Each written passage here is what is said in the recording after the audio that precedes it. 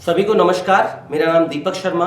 मैं भावराव देवरस सरस्वती विद्या मंदिर नोएडा विद्यालय में इंग्लिश पीजीटी के पद पर कार्यरत हूँ। दोस्तों, जैसा आप सभी लोग जानते हैं कि हमारा देश महापुरुषों का देश रहा है।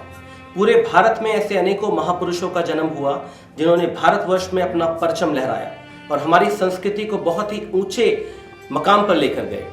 भारत महापुरुषों और देवी देवताओं का देश कहा जाता है।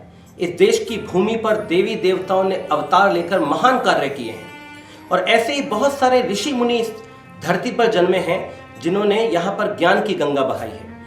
हम उन्हें और उनके महान कार्यों को हमेशा याद करते हैं। उसी कड़ी में हम लोग उनका जन्म दिवस भी मनाते हैं और आज हम मना रहे हैं एक ऐसे ही महापुरुष का जन्म दिवस जिनका नाम है महावीर स्वामी।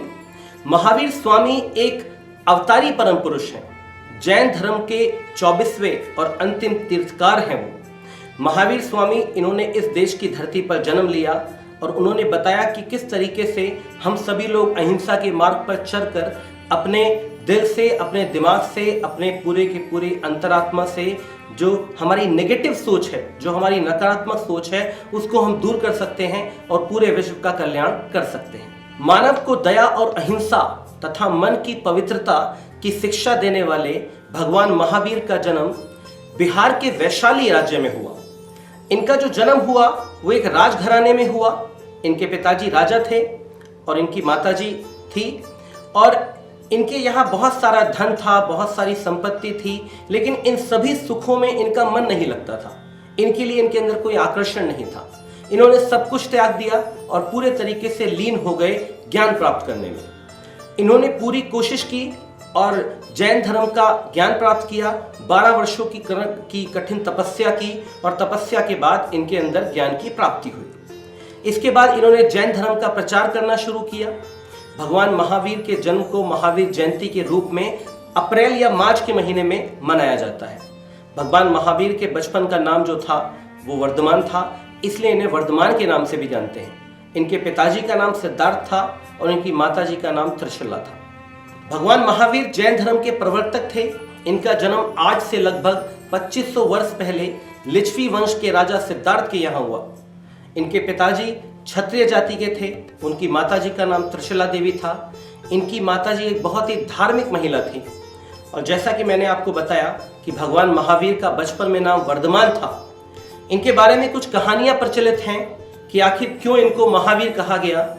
ऐसा कहा जाता है कि किशोरावस्था में एक बार एक हाथी ने उत्पात मचाया हुआ था और ये काफी कोशिश कर रहे थे सब लोग कि हाथी को किस तरीके से नियंत्रण में लिया जाए, लेकिन भगवान महावीर सामने आए। उन्होंने हाथी को बहुत ही अच्छे से संभाला और उसको पूरे तरीके से वश में कर लिया।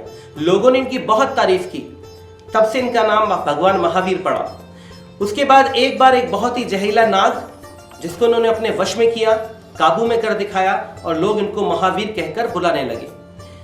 बाल अवस्था में ही अपनी इच्छाओं पर, अपनी इंद्रियों पर, अपनी सभी इस तरह की गतिविधियों पर इन्होंने पूरे तरीके से नियंत्रण पा लिया और लोग इन्हें महावीर के नाम से जानने लगे। इनका विवाह एक बहुत ही सुंदर राजकुमारी से हुआ, लेकिन इनकी एक पुत्री भी हुई, लेकिन इनका बिल्कुल भी मन नहीं लगता था सांसारिक सुखों में और चीज़ों में। वो हमेशा ध्यान और चिंतन में मनन रहते थे। इसके बाद इनके पिताजी का स्वर्गवास हो गया और स्वर्गवास होने पर इन्हें वैराग्य हो गया। महावीर जयंती के दिन महावीर जी की झांकियां निकाली जाती हैं, शोभा यात्रा निकाली जाती है। इस बार कोरोना के चलते ऐसा नहीं हो रहा है।